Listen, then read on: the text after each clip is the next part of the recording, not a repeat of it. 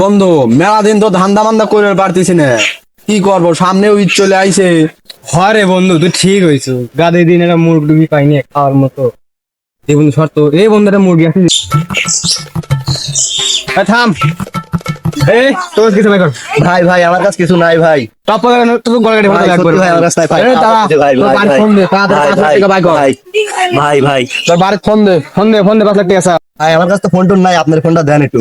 ধর ফোন দে। শালা কাক ধরলে। হ্যালো হ্যালো বন্ধু। কি রে, কিডা ফোন দিছে রে? হ্যালো বন্ধু, ক কি? বন্ধু আমার তো ডাকাত ধরছে বন্ধু, 5 লাখ টাকা আছে, তুই কিছু কর।